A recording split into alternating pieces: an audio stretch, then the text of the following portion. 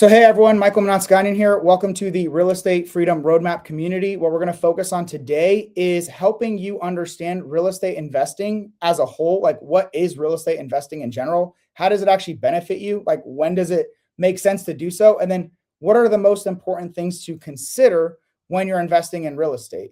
And I'm going to show you, for the vast majority of us, the most important thing is to make sure that if we're ever buying real estate, we're only buying the right deals, properties that generate us enough returns to justify investing in them. The whole point of investing in any asset, whether it's stocks, gold, crypto, real estate especially, you got to understand, why are you investing in there? What are you hoping to get in exchange? If you're putting your money to work, you're investing it, what are you getting back, right? Is that a good investment for you? We're going to focus on that through this Real Estate Investing 101, as well as Deal Analysis 101, to kind of show you that, and then show you how you can use the extremely powerful Super Investor Real Estate Calculator to be able to analyze your deals, whether you're buying properties traditionally, creatively, cash, or right, and regardless of how you're managing them. If you're managing them as long-term rentals, co-living, right, the rent by the room model, short-term rentals, midterm rentals, the calculator allows you to do all that in one place. That's why it's so powerful, and that's why so many investors use it. So I'm going to break all that down, but let's start with the fundamentals. What is real estate investing? At the most simplest, before we get into numbers and all that, the most simplest is you are taking money, right? Your money that you earned or saved, or at a certain point you do what I do, which is I raise money.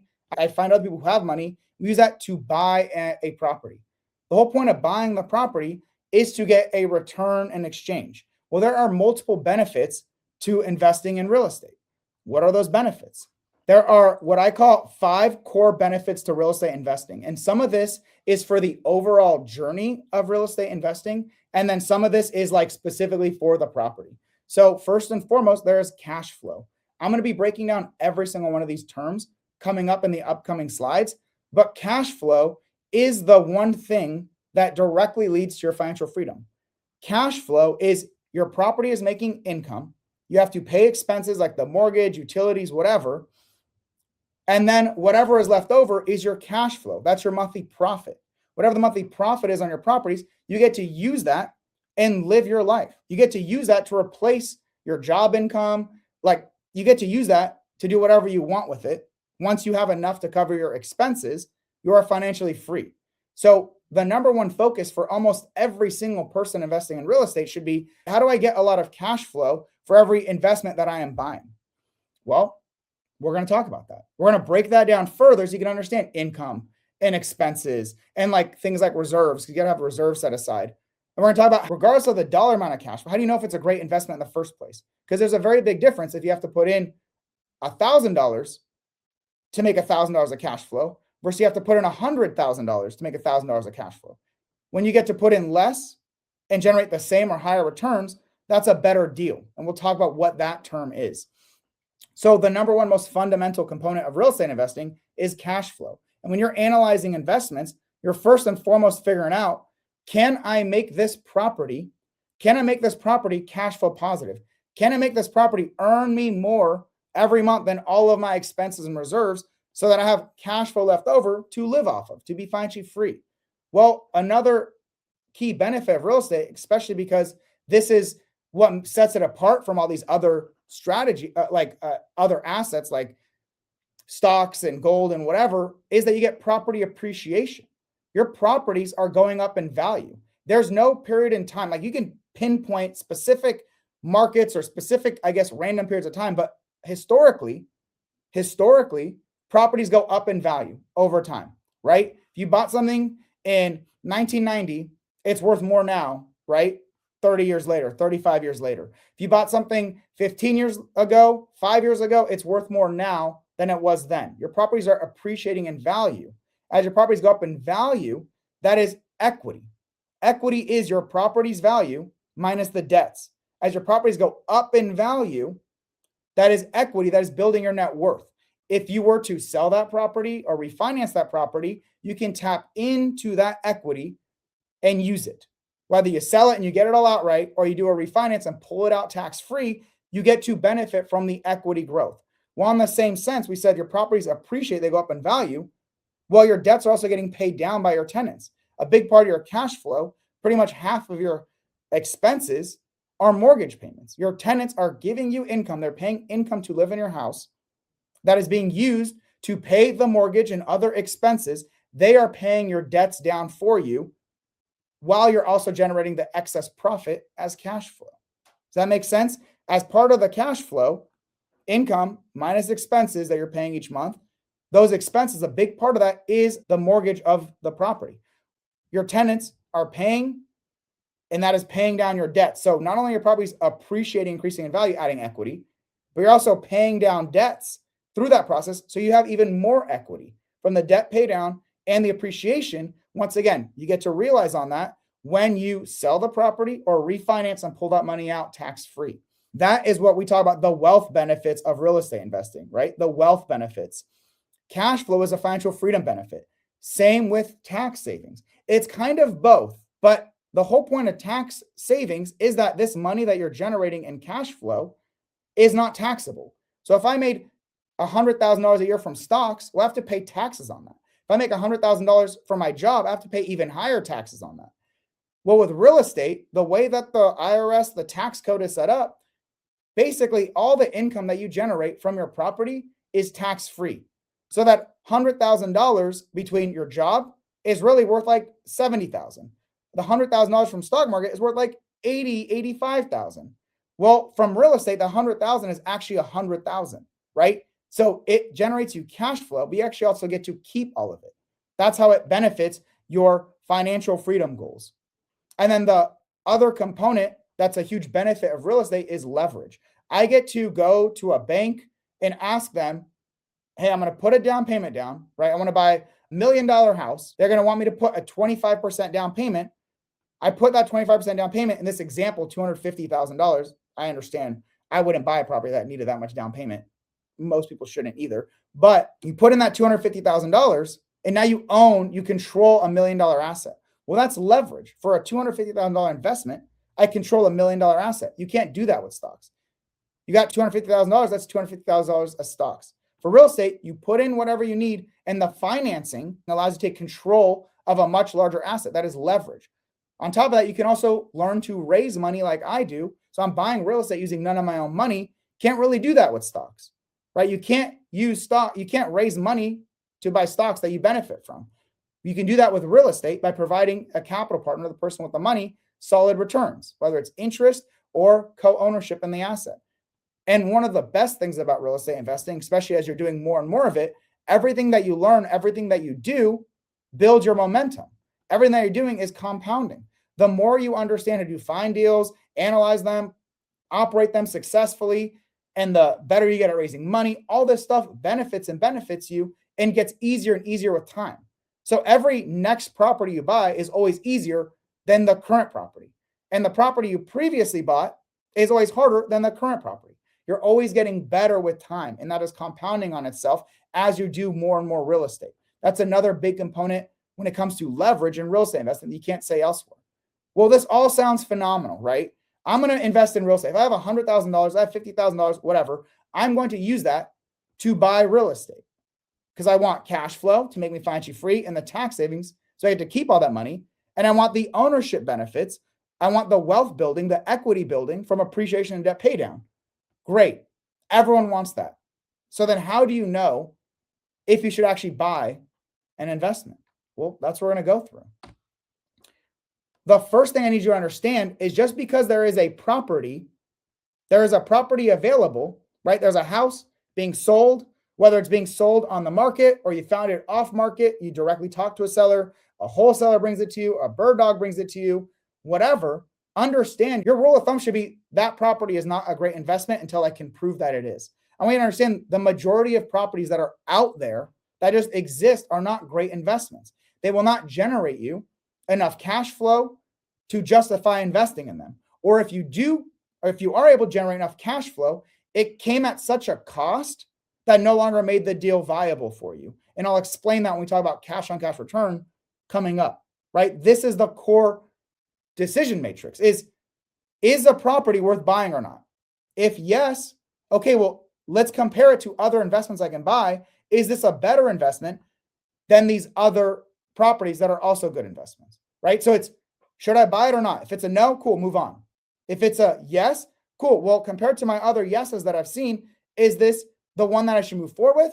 Or should I move forward with another one? You're comparing the investments to say which one is a better one for me overall. Which one provides me higher cash flow and higher wealth benefits between the two good deals?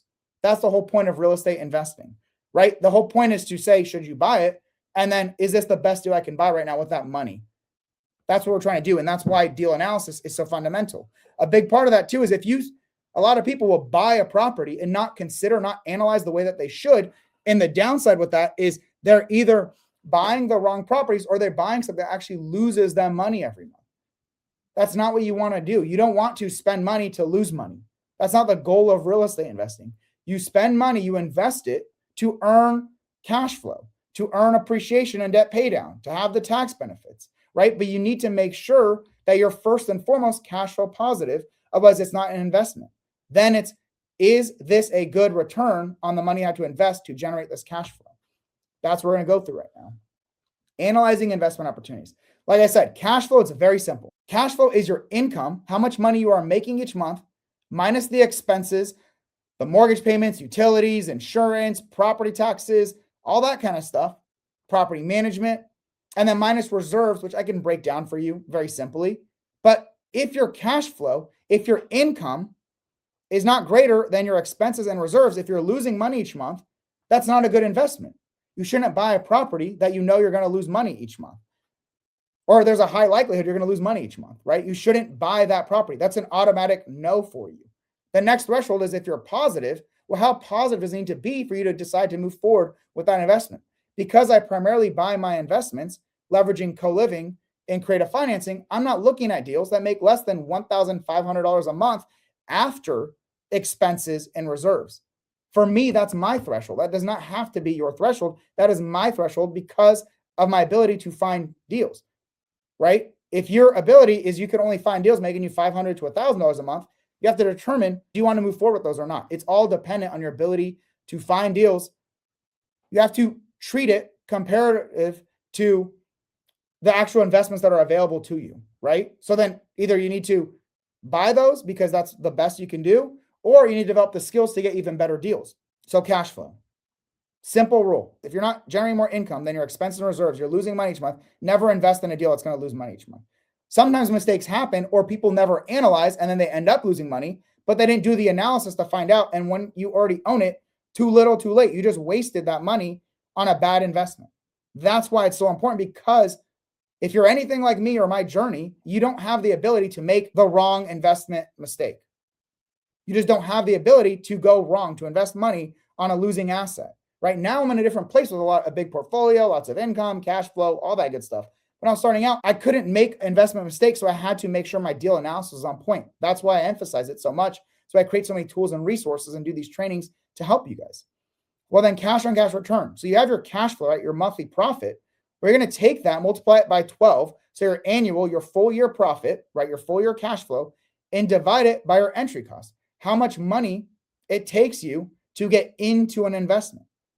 We'll break that down further, but whatever it costs you to get into the investment and make it profitable, right? So that could mean at minimum just buying the property.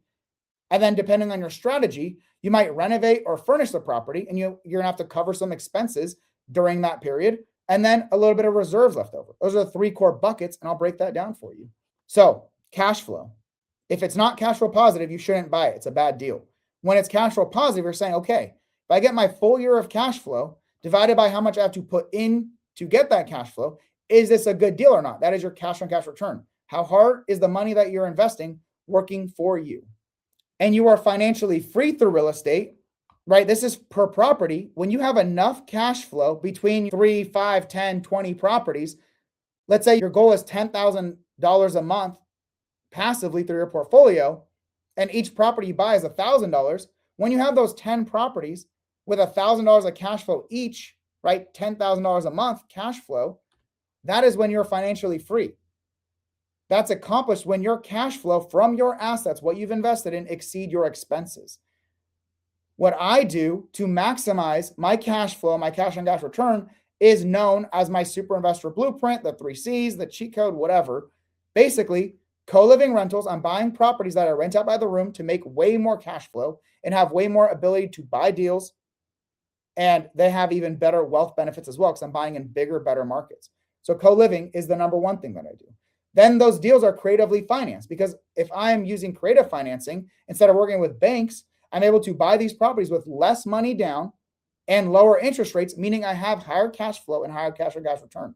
If you're lost, don't worry. We'll get into that. We'll get into specifically seeing how that works.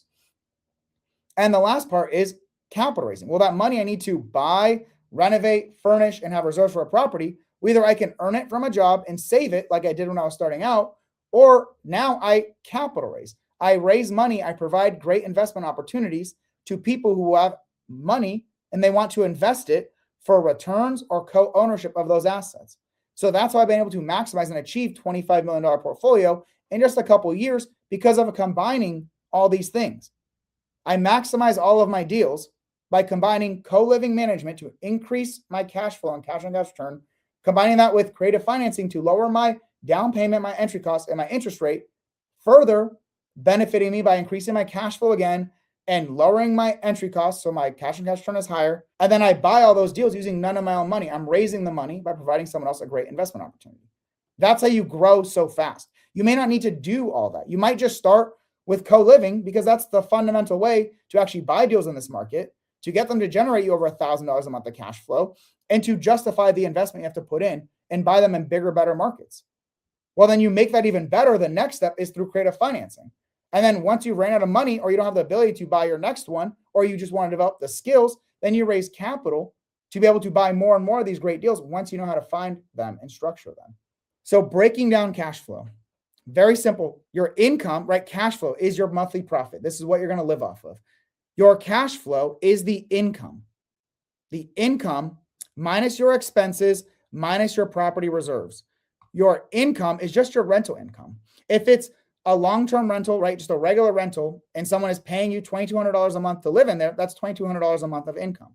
If it's co-living or rent by the room, and people are paying $800 a room a month, well, it's 8 times, let's say 10 people, right? 10 people times 800, that's $8,000 a month of income, right? Then there's short-term rentals and mid-term rentals. I'm not going to go into weeds of either of those.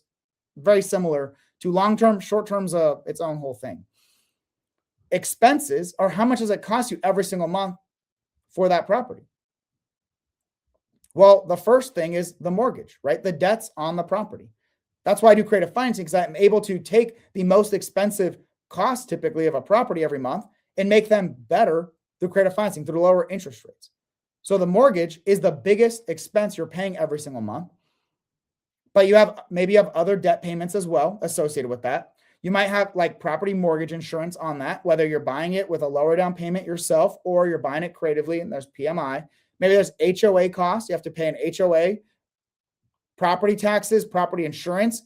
You'll see a lot of the times your mortgage includes your taxes and insurance. You'll see PITI, principal and interest of the loan, and taxes and insurance, PITI. That's your mortgage, which includes the loan payments, the taxes, and the insurance. But it's important to understand those as separate because even though you might make one payment each month for that, well, that's going to these different areas. And you want to make sure you're being competitive with your insurance and taxes and you're structuring your debts as best as you can. Well, other expenses are like utilities. If you're covering the utilities for your tenants, like when I do co-living rent by the room, I'm covering the utilities for them. That's included in their rental income. So I make more money for the total house, right? Instead of $2,200 as a long-term, making $8,000, $800 a room for 10 people, but I'm also paying more in expenses. I'm covering the utilities. And then there's property management, right? Unless you're going to self-manage your properties, even if you are, I would still account for property management. Otherwise, you're always going to have to manage your properties. Property management is, hey, I'm paying someone a percentage of the rental income to do all the management for the property, to find the tenants, to lease it to them, to handle the maintenance stuff, all that. I don't want to do all that. My job is better spent. First, I don't enjoy doing that. And secondarily, my job is better spent finding more great deals and raising more money than trying to save some money on property management and do a worse job that prevents me from finding more great deals. You're going to need to have a property manager, whether you choose to self-manage when you're starting. You're going to need to have a property manager at some point. So you don't have to do that. You can't be financially free if you have 10 properties and you're doing all the work for all of them, right? you need property management. Otherwise, you'll never have the time freedom if you're self-managing your properties. Then there are reserves, which are a percentage of your income. So this income, you're projecting that, that we said 10 rooms, $800 each, $8,000. Well, that's if the full house is rented out. Well, it's not always rented out. There is vacancy, right? Your property is not always gonna be 100% full. There is vacancy. The rule of thumb typically is you set vacancy, you take 8% of the income and you subtract it away. So instead of 100% of this income, instead of 100%, it's going to be 92%. And I'm going to show you on the calculator how you don't have to do all this stuff. It's very easy for you, but I want you to understand the concepts. I'll show you how to do it. You're not going to do it by hand. That'd be crazy. I give away the #1 real estate investment calculator that's out there, and it combines creative, traditional, all these management strategies in one place. That's why it's so powerful and used by so many, because you shouldn't be doing this by hand on a napkin. We have spreadsheets. I've got the tools and I give them away for free to you guys. So vacancy, right? You're not going to ever get 100% of your income. So if it's 8% vacancy, that translates to 1 month of the year your house is vacant. Or if it's rent by the room, that means every single room will be vacant for at least 1 month of the year, right? Or if it's the total income, right? One long-term tenant, 8% is 1 month of the year. That's basically just 1 divided by 12 is 8% roughly, right? That's how that works. That's the math behind it for my math people. Well, maintenance and capital expenditures are other things you have to consider. You have to set aside a percentage of your income. You can't assume 100% of this income will come to you, because you need to project that there's going to be a use of this, your reserves. That's why we account for it when you're buying a deal, for maintenance. You got to send a plumber out, an electrician out to, fix some electrical issue, or, there's a sink clog, a toilet issue. You got to do maintenance. Well, then there's capital expenditures. You're going to eventually have to replace that roof, the appliances, the flooring, these bigger things that you have to do to get your property back. Like these bigger projects, these bigger maintenance issues are your capital expenditures, right? That's kind of how you think about it. The smaller day-to-day stuff is maintenance. And then the larger stuff that you're going to have to eventually do, like replace the roof and appliances, flooring, whatever, are your capital expenditures. You need to set aside a percentage of your income when you're analyzing deals to make sure it still makes sense. Because if you're not accounting for this and any one little thing comes up, your property's not 100% full, or there's any maintenance or capex issue, you're losing money now. You shouldn't be buying real estate. We're going to lose money. That defeats the whole purpose of becoming financially free through real estate. So then how do you analyze for these things in total? Well, it's first understanding when you analyze any deal, the whole point is to be cash flow positive, and that's accounting for income minus expenses minus reserves. That's going to vary on your strategy, and I'll show you on the calculator how to easily do that. You have to be able to pull this information. But understand, one of the big takeaways is your income is dependent on your management strategy, right? Long-term rental typically is easier to manage, but way less income than what I do, which is co-living. It's rent by the room. It's more management. Remember, I'm hiring property managers to do it all. And I'm also paying more expenses, right? Because I have to cover utilities, higher insurance. But my rental income is so much higher that I'm getting way more cash flow. And I'm able to buy more properties and bigger, better properties and better markets on top of that. And the big takeaway is your biggest expense is mortgage, right? So income, depending on your management strategy, is your income. Obviously, depending on your strategy, there might be more expenses, but regardless of however you manage it, your mortgage is almost always going to be the biggest expense for you. So your goal is, how do I lower my debt payments into a property? And that's where creative financing comes about. So then cash on cash return, right? So we said cash flow, make sure you're cash flow positive. Well, how do you know if it's a good deal if you're cash flow positive? Well, that's what cash on cash return tells you. It tells you how profitable is this investment. It tells you how hard is the money that you invested working for you. So remember, it's your monthly cash flow times 12 is your annual cash flow, divided by your initial investment, your entry costs, right? The cost to buy the property, to renovate it, furnish it, get it rent ready for your strategy, and then some reserves set aside. Very simple. Once you see how to do it on the calculator, it's all laid out for you. Your cash on cash return is basically telling you, right? Once again, I'm getting cash flow. Does the amount of cash flow that I'm making, did that justify the amount that I had to invest to get that cash flow? That's what that's telling you. The higher the cash on cash return, the better the deal. So our whole goal when we're doing real estate investing is to analyze the investment, see if it's got a good cash flow and a good cash on cash return. But then it's, how do I further improve the cash flow? How do I increase the cash flow? How do I increase my profits? For example, doing the co-living strategy, rent by the room, I'm making more money now every month. Well, I'm increasing my cash flow. That increases your cash on cash return. Or how do I lower my initial investment? How do I put a lower down payment and take control of this asset? Creative financing is one example. This goes lower, your cash on cash return goes up. Your cash flow goes up, your cash on cash return goes up. Sometimes, like when you're doing co-living, I'll have to put in an extra $30,000 to renovate and furnish the property, right? So this actually goes up. That'd mean lower cash on cash return, but the amount that my cash flow goes up is so high that it justifies the increase in initial investment. It's kind of that middle area, right? This goes up, but so does this. You don't know if it's a worthwhile investment unless you do the full cash on cash return analysis. All right, so your entry cost. We talked about your cash flow, income, expenses, reserves. Well, your entry costs, what it costs you to get into the property, to own the property, there's 8.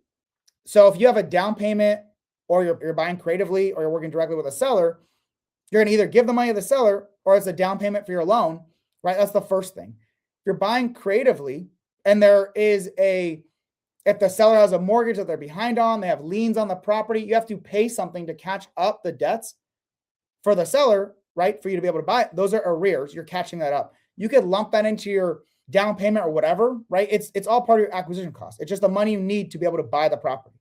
Same with agent commissions. Well, if there's an agent involved, a real estate agent, well, they're going to need to get paid on that. Roughly 2.5% of the purchase price is what they get, roughly. But it could be agreed. I've paid agents as low as, well, some of them have made no money or 0.5%. Some of them made a full 5% because they're representing both me and the seller. It just depends on the agreement, the arrangement you have with the agent. The closing costs, closing attorneys, title company, all that kind of stuff. There are administrative costs. Like if you have to form an LLC, you do an inspection on the property, transaction coordination, right? That's what this is. General rehab costs. So this is what I'm saying is to get it ready as a long-term rental. If you're buying a property and it's massively distressed, you need to fully redo the kitchen and update all the drywall and all that just to get it rentable. That's what you're going to put here, your rehab costs to get it rent ready as just, let's say, a long-term rental, just your standard renovation costs. We have the assignment fee, right? If there's a wholesaler involved and you have to pay them for that. So the reason why I flipped that is because all this money up here down to your assignment fee, right? The cash seller down to assignment fee, all that is your acquisition cost. What does it cost you to buy and own this asset? It doesn't matter what your strategy is going to be, how you're going to renovate it, furnish it. Just how much does it cost me to acquire this deal, to buy this property? The money to the seller or the down payment, arrears, agent commissions, closing costs, admin costs, wholesaler assignment fee. Sometimes you'll see the assignment fee, the admin costs, agent commissions, all that lumped into the closing costs, and it's just one thing. It doesn't really matter how granular you get about it. It does matter if you're like me and you want to see how can I improve the deal terms? How can I negotiate some of this? It matters to know it line by line. But at the end of the day, all of this is your acquisition cost. 1 through 6 are the cost to buy the property. Well, 7 is the cost to renovate it and get it rentable. Get it that you can move in a family and they can live in there and it's habitable for them. It's a good place for them to move and they're willing to pay you rent for that. And then your property reserves. If you are like me and you're raising money, or even when you're buying using your own money, you shouldn't use your last dollar to buy the investment. So if you're raising money, you want to account for the reserves as part of your entry cost. But if you are using your own money, even if you don't account for it in your entry, you want to at least account for it in your bank account and not use your last bits of money because stuff will happen. Your renovation might cost more. Like something might happen. You want to have that excess money. It might take longer to renovate. It might take longer to find your tenant. Right? You want to have that money to cover things if and when things arise. So that's your entry cost for a general property, right? So cash flow, your annual cash flow, right? It's your monthly cash flow times 12 is your annual cash flow. And then your cash on cash return is your annual cash flow divided by the initial investment, the entry cost, which is this stuff. Well, there's one more layer to entry cost because depending on your management strategy, you might have more entry costs. For example, if you're just buying the deal and you're going to rent it out as a long-term rental, these are your entry costs. But if you're going to do co-living, you're going to do rent by the room and you're going to have to renovate the house. You have to renovate the house, right? Add these additional rooms. 4 rooms, $6,000 a piece is just what this example is. You're going to furnish the whole house. So it's these 4 plus the previous 4 that exists at $1,500 a room, which will cost the furnishing cost for the rooms, the common areas, the bathrooms, all that kind of stuff, right? Your furnishing cost and the carrying cost. That's covering these expenses for the months that your property is getting renovated, furnished, and until it's rented out. Roughly 3 months is what people set aside for carrying costs. The longer your renovations, the bigger the projects, the more carrying costs you're gonna need. This 3 months will turn into 6 months or whatever, however long your project will take you. Well, 3 months is kind of what I set as the default to renovate, furnish, and get it rented at minimum to have. That is also part of your reserves, but this is specific to this strategy. So for co-living, right, the cost to build out the rooms, the furnishing costs, and these carrying costs are added. This total extra, it's almost 40,000, is added to that to generate your new total entry cost. Okay. If it's a short-term rental or mid-term rental, you might have to do additional renovations. You might have additional furnishings and carrying costs, whatever, same concept. So there is the property entry costs for a long-term rental, just a standard property. And then if you're doing a different, more advanced management strategy, you're going to need more entry costs, right? To get it ready for that strategy. So if you're going to add more initial investment, your cash flow better go up enough to justify that additional investment. That's the whole point of deal analysis. To very quickly show you a very simple example of why I'm telling you your mortgage is the most expensive expense is the debt payment. Your goal is to understand different ways to buy deals and how do they benefit you, right? That's the financing. That's why the calculator, my super investor calculator you guys get, there's free access to. That's why it allows you to analyze deals to buy them cash, traditional, right? Just the cash, buy it with just all money up front, cash, traditional, take out a new loan from a bank, subject to take over someone's existing loan, right? You're taking over someone's existing loan with their lower interest rate, typically lower down payment, seller financing, where instead of taking out a new loan with the bank, you're working with the seller directly and they're acting like the bank, which means instead of the bank telling you, hey, it's a 25% down payment at a 7.5% interest rate, well, the seller can say, hey, 10% down payment at a 4% interest rate works for me. Lower down payment, lower interest rate, all that benefits you. Higher cash flow, higher cash on cash return. And then hybrid, which is sometimes you have a seller that is willing to let you take over their existing loan and they will finance some of it to you and you put a lower down payment instead. So to really show you, and I'll show you on the calculator how all this is done with this is like 3 clicks of a button. But if you don't understand what we're talking about, I could just click buttons. It doesn't do a lot for you. I want you to understand first, and then I'll show you how to do it on the calculator itself. Here, we're purchasing a $400,000 property to use as an 8-bed co-living rental. This is the example. All entry costs, the income, the expenses, and the reserves are the exact same. Okay, so all entry costs, like we said, here, all these entry costs for this and this are the same, except the down payment. The one thing that changes is the down payment. Because if you're buying it at $400,000, but you're leveraging a different loan, you're typically putting a different down payment. That means you're putting less money down up front and there's a higher loan left over. Because if I am buying a property like this and I'm buying it for $400,000, right? And it's a 10% down payment, I'm giving the seller $40,000 down payment. That means the remainder, 400,000 minus 40,000, is the loan amount. That loan amount then has interest and there's a monthly payment for that, right? This loan amount is where the interest matters to determine what your monthly payment is for that. So the more down payment you put down, right, that affects your entry cost because it's much higher, but your loan amount goes lower. If I put instead 25% down, a higher down payment, well, my loan amount is lower, and that means my monthly loan payments are lower, but I've also put in $100,000 more. Is that good or not? You have to determine that through the deals. I'll tell you, typically, a lower interest rate is always better. Almost always, a lower down payment is better. Always, a lower interest rate is better. Always. There's no scenario in which I go from 7% paying almost $2,400 a month to 3% interest rate, paying $1,500 a month, $800 more. There is no scenario in which it is always better to get a lower interest rate.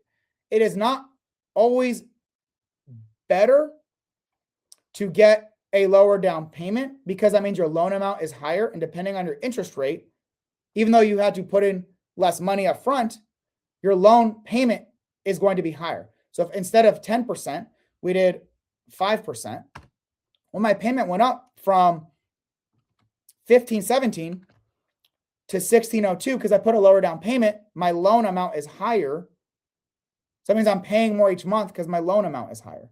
However, I also put in $20,000 less, and that could or could not be a better deal. That's the cash on cash return. That's basically helping you understand. I wanted to show you this because the calculator allows you to do subject to, where you're taking over someone's loan, seller finance, Mori method, traditional, cash. Mori method is basically taking out a new loan and seller financing to mean you basically are buying it with no money out of pocket. That's what that's there for. We're not getting into the weeds of that because I'll have a 101 training for you all on this topic. All right. So now that you see that, and we understand, all we're doing here is comparing between cash, traditional, subject to, seller finance, hybrid.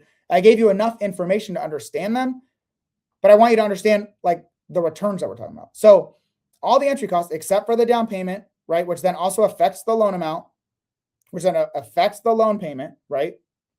This is cash, so it's a little bit different, but I want you to understand what the benefit there is. But you have to analyze the deal and understand this is how I make deals better. So no matter what, we're buying it for $400,000, and no matter what, our income is $6,110, our expenses are $1,839, and we have $855 a month in reserves. The difference is how much are we paying on the loan, right? That's what's going to change, and how much are we putting down? That's going to give us a different cash flow and different cash on cash return. Well, if we're buying a $400,000 property, cash, that means our down payment is the full amount of the property. $400,000 up front is our down payment. We're buying it $400,000. And in this scenario, we've excluded closing costs and that kind of stuff as well, just to make it simple. So that means there is no loan payment because there's no loan. You bought it cash. So that means your cash flow is literally your income minus your expenses minus your reserves. That's your pure cash flow. It's $3,066 because there's no debt payment in there. But that $400,000 property, that $400,000 property, well, that required you $469,450 to buy that property, get it ready for co-living, get it ready to build the rooms, to furnish the rooms, to have the carrying costs. Cost you $469,000. So your cash flow is $3,066. Obviously, it's the highest one you'll see here because there is no mortgage payment, but it's also the highest entry cost because you're buying it all with cash up front. So then your cash on cash return, your cash flow, that times 12, so $36,000 roughly, divided by $469,000 is a 7.8% cash on cash return. On the calculator, right, that's done. I'll go through all this at the end, but that's basically done for you, right? Once you do your general debt stuff, your general expenses, your general entry costs, then you do the management style, long-term, co-living, midterm, and the short-term over there. Then you start doing the additional entry cost, the income from that strategy, the expenses for that strategy. That then is then analyzed, tell you your income minus your expenses, minus your management, minus your reserves is your cash flow. Your cash flow times 12 is your annual cash flow. Well, if you hit your cash flow goal, right, that's what this is, great, check mark. If this is $800, not a deal. Or if you set your goal to $2,000, not a deal, right? The idea is you're only buying deals that make sense for your goals. And then you're taking this annual, dividing it by your management strategy entry cost, right? 20,000 divided by 118,000 to get your cash on cash return.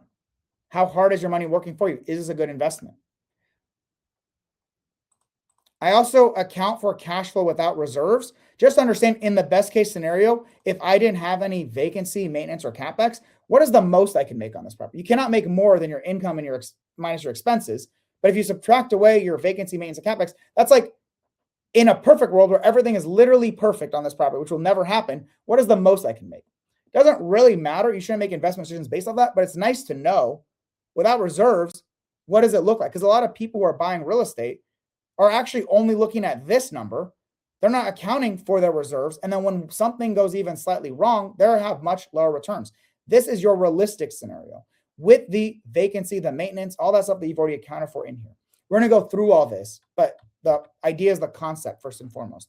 So that's all done for you. I want you to understand that's all done for you in the calculator. You just select your strategy, right? Your how you're going to acquire it, your financing, how you're going to acquire it, how you're going to manage it, do the analysis, and then this will be done for you, right? Plug in your extra entry costs, plug in your income, your expenses, and then this will be done for you automatically. Well, in this scenario, $3,066 times 12, around 36,000 divided by 469 is 7.8% cash on cash return. Well, if I went to go take out a traditional loan, a new loan, so if I were to go buy a property, so how would I do that here, right? If I was buying it cash, it's already done. $400,000, I set it as cash, it knows that's 100% down payment. There is no loan, it's not accounted for, there's no loan stuff here. No matter how you manage the property, your fixed expenses are always going to be just your taxes and insurance, PMI or HOA. There is no debt. Like there'd be here, there is no debt payment. This is all gone because you're just buying it without taking on new debt. All you gotta do is click cash. That's all I need you to understand. Do the analysis regardless, but you're financing, if you want cash, you click it, it's all done for you automatically. So if I'm doing traditional, that I'm buying that same $400,000 property with a new loan, right? A new loan from the bank, and they're typically going to say, hey, we want 25% down payment, and we're going to give you this loan at a 7.5% interest rate. All you do is select traditional. 25% down payment, you could change that. If they say, hey, we 20% down payment, 30% down payment, you just change that. This is defaults to some of the standard that's out there. Purchase price $400,000, down payment 25% of that, $100,000. Your loan is $400,000. The purchase minus the down payment is your loan amount. Well, the loan is recreated right here. That $300,000 at 7.5% interest rate, 30-year amortization. That's typical. The loan's a 30-year loan. The payment for that is almost $2,100 a month, right? For this specific one. We go here, same thing here, right? It's the same exact scenario, same interest rates and everything. So when you do the analysis, you take your income minus your expenses, minus your reserves, and then you subtract away this new loan payment. What you're left with is $968 a month of cash flow. Well, it's $968 a month of cash flow divided by your entry cost, which is much lower than it was before, right? Because instead of $400,000 down, you're only putting $100,000. There is a little bit of extra loan stuff in here. That's why it's not just $69,000 plus $100,000.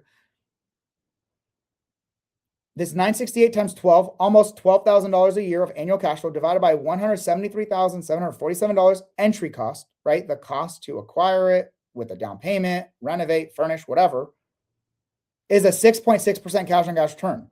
This property is actually better, which is not usually the case, but it's better to buy cash than to buy it with a new traditional loan. The downside is most people don't have almost $500,000 to buy this deal, even though it's a higher return. This is the downside of really high interest rates. It kills most deals. So if all you can do is buy real estate using traditional financing, understand, like I told you, most properties are not great investments.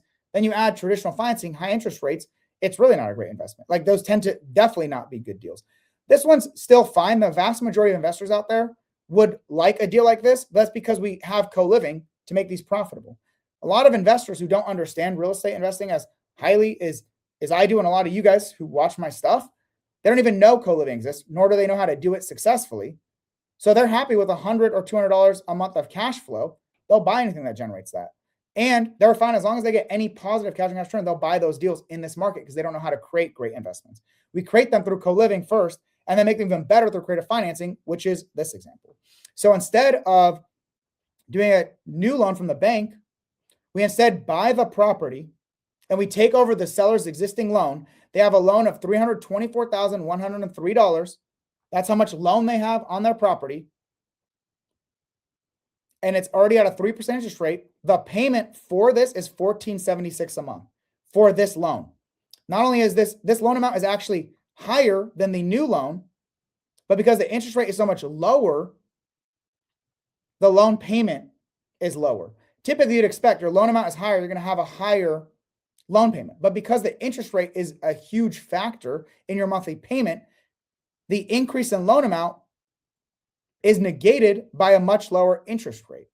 So your payment is actually lower. And because what you're paying in a straight subject to deal like this is your down payment, your cash to seller, is the purchase price minus the loan amount, which in this instance is $75,897, so almost $76,000, right? The difference is what you're paying the seller, not a 25% down payment the bank is telling you. You're just paying them their equity. The $400,000 purchase price minus the loan amount that you're taking over is what you're giving them up front. That's the cash seller. Very easy here as well. If you want to do a subject to transaction, right? Just set it as subject to. I'm not certain these are the same terms. This is just whatever. It's actually coincidentally pretty close. But basically, you're recreating the original loan here. Hey, the original loan that I'm taking over was a $350,000 loan, 3% interest rate, and they started their first payment February 1st, 2022. Well, the monthly loan amount there is $1,475.61 is what you're paying for that. Well, you're taking over, you're buying it for $400,000, you're taking over this $321,000 loan. The difference, what you're paying them, is this equity, the purchase price minus the debts, right? Like we said, that's the equity. If you were to sell or refinance, right, one of the benefits, that equity, now they're getting the equity. They're getting paid that by selling their property.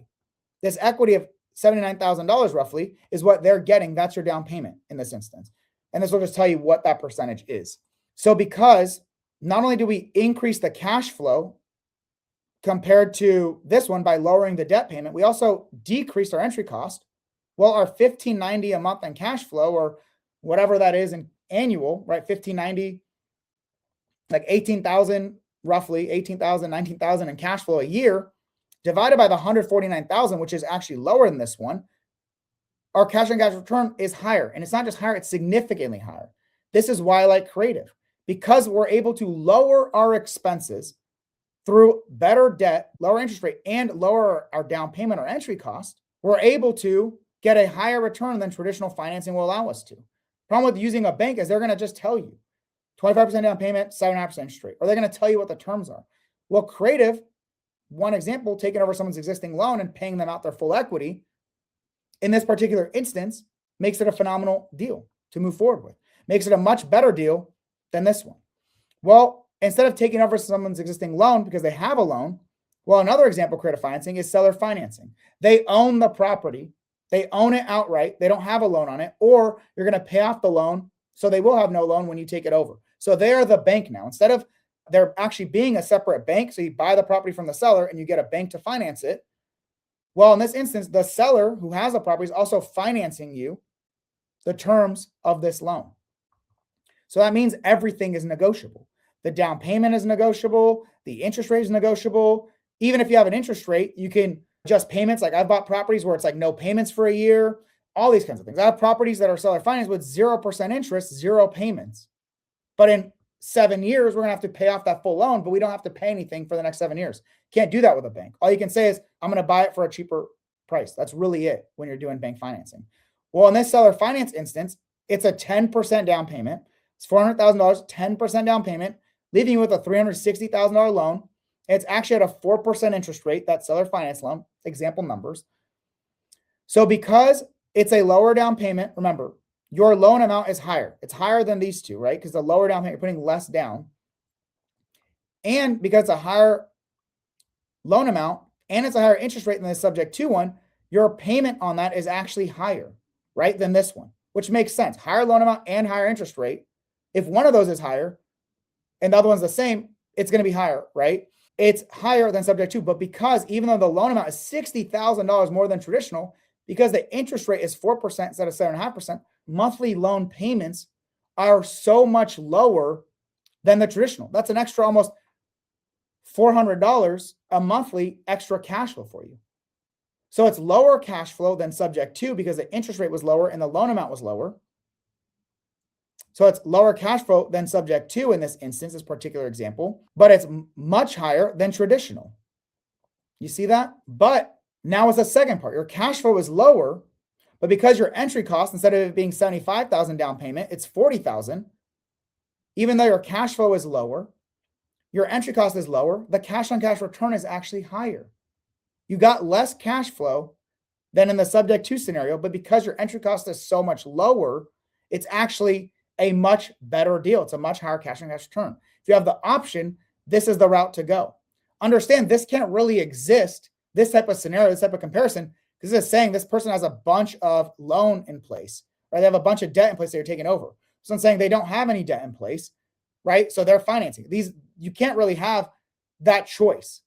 All subject to or all seller finance is usually one or the other, depending on the situation of the debt for the seller when you're working creatively.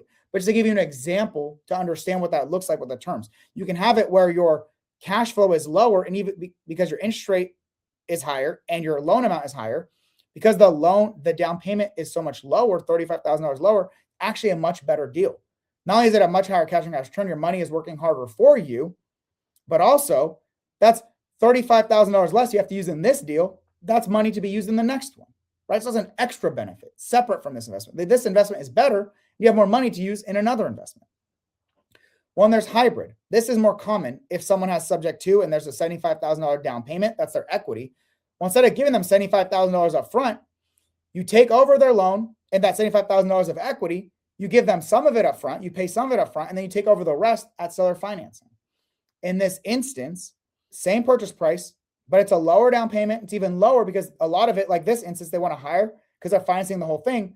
Well, you're taking over a bunch of debt in this one. $324,000 is still the same debt you're taking over. So you can get away with a lower down payment if they're open to it. So in this instance, the lowest down payment, it's actually the highest loan amount. The 3.3% interest rate is 3% interest rate on this loan amount, 324. The rest of that, so 380 minus 324 is $55,000 seller finance at 4% interest rate. That's a blended interest rate return of 3.3%. And your loan amount is this $324,000 plus the $55,000 seller finance is this $380,000, right? Or it's the purchase price minus down payment is the total loan amount, right? It just has both loan you're taking over and seller financing incorporated in there. Well, because it's a higher loan amount than this one, it's actually higher loan payment. And it's higher than obviously the subject to where it's a lower loan amount, lower interest rate. But once again, it's still a better deal. You're still getting more cash flow, lower loan payment than if it was traditional because the interest rate is so much lower, even though it's $80,000 more loan. $80,000 more loan because the interest rate is lower. You're saving over $300 a month, $350 a month compared to taking out a new loan. Do you see why it's really hard for people to do investing? If they do not understand this stuff and they don't understand how to A, maximize their cash flow through co-living, and then B, make their deals better through creative financing. This is how I not only get really phenomenal returns that generate $1,000, $2,000, up to $4,000 a month in cash flow, but I'm getting 10, 15, 20, up to 30% cash on cash return, which is pretty unheard of unless you're incorporating both. Increasing your income, increasing your cash flow through co-living, and lowering your debt payments and your down payments, your entry costs through creative financing. You combine both, those how you get over 20% cash on cash returns. Like I said, to put into context, most people who are investing in real estate right now or are just sitting on the sidelines are doing so because they can only get $100 or $200 of cash flow, or they're losing money each month, or they're getting 1 or 2% cash on cash return. So it doesn't make sense when they can invest in other things. When you can structure deals that generate you close to $1,000 of cash flow, over 5%, over 10% cash on cash return, well, now we're talking. Now real estate's worthwhile again. If your cash on cash return isn't close to 10%, you're better off just putting your money in the stock market, and that's no work at all. You don't get the wealth benefits that you do with real estate, but at least you're getting the cash flow equivalent. What you're getting from there is right around 9.8% inflation adjusted, so around 10%. So this, it has a higher loan payment than both the seller finance subject to, but the down payment is lower, so your entry costs are lower. So instead of 114, it's 94. And actually, even though your cash flow went down 20 something bucks a month, this $20,000 reduction in the entry cost makes us the best deal here. And that's typically the case. If you can maximize your cash flow and then lower your entry costs as much as possible, even at the cost of some cash flow by combining that with a lower interest rate or a higher debt, right? It might be higher, but because you're combining that with much lower entry, you're getting these really great returns. We have to understand real estate investing. What are you doing it for? To get cash flow. Then you're trying to get as much cash flow as you can, which is your cash on cash return. Every dollar you invest, you want the most cash on cash return you can get for that. We talked about how co-living increases, right? If you increase your income, even though it increases your expenses and your entry costs, that's justified even with this extra debt and payments. Does that make sense? That's why the calculator allows you to do all that. So if you do subject to, or you do seller finance, right? And it's done here, right? That 10% down, $360,000 loan, it's just the difference. Set your interest rate, right? If it's 7%, if it's 0%, if it's whatever it is, right? You set that after choosing the strategy. Or you do hybrid, right? Okay, so it's $400,000. You're giving the seller $40,000 in this scenario. The subject to loan amount is $321,000 based on this original loan terms. So in your seller finance loan is the purchase price minus the cash up front minus the subject to loan amount that you're taking over, the $321,000 that you're taking over at the time, right? This was the original loan terms. Well, now today it's $321,000, The rest is seller finance at these terms. So this can do all of it in one calculator. That's the idea, to make it easy. Not only that, not only can you account for cash, traditional, all forms of creative, you also get the different management strategies all in one place. Long-term, co-living, pad split, rent by the room, midterm, and short-term, depending on what your focus area is. How are you buying them? How are you managing them? Understand the majority of investors, this is what they do. This is the only calculator they need for themselves. You're not watching my channel, you're not watching my stuff, you're not in Real Estate Freedom Roadmap because you're doing the bare minimum, the basics of real estate investing, and then just sitting on the sidelines because no deals work. You're creating opportunity. We're in an environment which you have to create the return. You have to create the opportunity, not sit on the sidelines waiting for the market to shift and everyone else to catch up, because by the time you catch up, if you haven't been doing it, everyone else who's already been doing it is already taking advantage of that better market too. The whole point is to create opportunity. So they're doing is traditional financing, 25% down payment, 7.5% interest rates, and they're only doing long-term rental analysis. I'm going to rent this thing out to one family for $2,400 a month. I'm going to lose money, so it's not a good deal, right? Okay, let me look for the next one. That could work. Let me look for, they can't do anything besides lower their purchase price. And you'll see there's very little purchase price you can lower. Like, you have to lower it so much to make it reasonable. And how do I know? Because this calculator, the full version of the Super Investor Calculator, so what we're looking at right now, a lot of these features are already there for you, but this is automation from the full version. It'll basically tell you at what point, if we reduce the purchase price and lower the down payment, right? If we reduce the purchase price, so it's $390,000, and our down payment is still 25%, but it's 25% of a lower amount, at what point does it hit my cash flow and cash on cash return goals? Well, if we're looking at it as a long-term rental, so not co-living, but as a long-term rental, you can basically drop the purchase price 40% to $240,000 instead of $400,000, much lower down payment instead of $100,000 to $60,000 now, because it's 25% of this. That is the one scenario in which you'll at least make $100 a month of cash flow, hitting your cash flow goal as a long-term rental. Well, then your cash on cash return is 1.39%. Well, if your goal here is 10% at 100, well, if it's not hitting that, it's not a deal. It's not a deal for you. You'd have to reduce it 40% of the purchase price to buy it. This is why most real estate investors can't make deals work. That's all they're negotiating on. All they're negotiating on is the purchase price.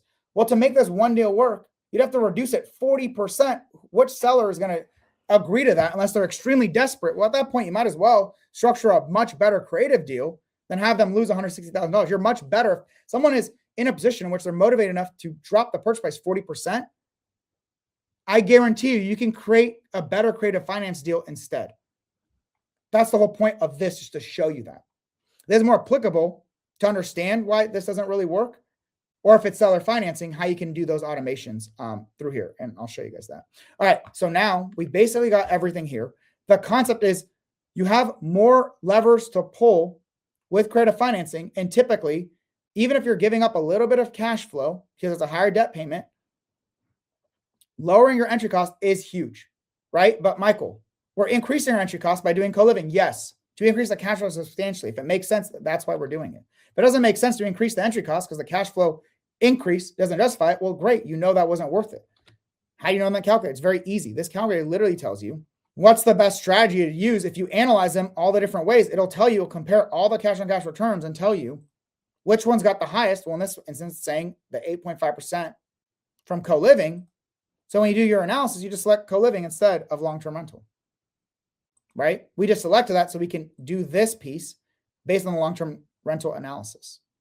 This is key for anyone who wants to understand, right? Like the returns, the cash flow. What are you going to live off of? Well, that's your cash flow. This one's 17,000, not this particular deal, it's a deal, right? The cash flow, the 17,000, which is also here, right? What is the cash flow, the monthly cash flow you're going to get after your expense and reserves? And if you guys are raising capital like me, like if you have the full version of the Super Master Calculator, this we'll do a whole separate training on capital raising, because it's not just what are the deal returns. This one's a terrible deal. This, whatever the sample one is at the traditional financing. If this $179,000 is brought to you by a capital partner and you're splitting 50-50 ownership with them, you get 50, they get 50. Well, this is their cash flow. They get 50% of that. You get 50% of that. Well, the wealth benefits, right? How much debt are we paying down? How much appreciation are we getting? What about the tax benefits? Then it tells you your total returns right? Not just the cash flow, which is your financial freedom stuff, the total returns, which also accounts for the debt pay down, the appreciation, and the tax benefits, and then tells you your cash on cash return per partner. Well, if you're not putting any money in, your returns are always infinite. If you have no money invested, you're investing time and hustle and you're finding the deal and operating, right? You're doing that. You get infinite returns on your money because you have no money in. Well, your partner, what are their returns for the amount of money that they're investing? Is this worth it for them or not? That's a big part of cap raising. Same with a private money lender. If you need $180,000 to buy it and your lender is going to give you 12% interest rate on that loan, right? They're going to give it to you for 12% interest rate. Well, after all that's said and done, are you actually making any money? No, in this instance, you're paying more on interest than your cash flow. You're losing $615 a month. The cash on cash return, if it was positive, was infinite. But in this instance, it's negative because you're losing money after you pay your lender. There's a lot of other stuff in there for the full version of the Super Investor Calculator. Great. So that's what basically this is showing you. Understand, cash flow is what you get to live off of. You have enough of that, you're financially free. Well, then you get the wealth benefits, the appreciation, the debt pay down. The tax savings are both wealth benefits and financial freedom benefits because it means you get to keep more money, which benefits you, but it's basically both. And understand that typically we're analyzing investments year one. That's the analysis and determine are we buying it is year one. But understand that typically the longer you hold a property, the better everything gets. Not only each year analysis, right? Each year, not only is the total in 5 years bigger, but each year is better over time. You get more cash flow per year. You get more wealth benefits per year. Your properties appreciate because it's compounding. It's appreciating on the new value every year. Your debt pay down is faster and faster because loans are amortized and every single month. The first month you pay a loan, the majority of that's going towards interest, less is actually paying down the debt. Well, every single month that you make a next payment, more and more is going towards principal, paying down the loan, and less is going towards interest. That's how these loans are set up. They're really high interest up front and then very low interest, almost all principal at the end. So the longer you own a property, the more each payment is going towards paying down the debt, less waste on interest. And that continues to compound as well. That's a big benefit of real estate. It's not just that year one to decide if you should buy it, but then the wealth and cash flow grow over time. But we're analyzing year one because we're analyzing between all the other investments to see which one's the best one to move forward with. Does it cash flow? Does the cash on cash return justify this deal? Does the amount of cash flow I get for how much money I have to invest, is that justified? Is my cash on cash return high enough?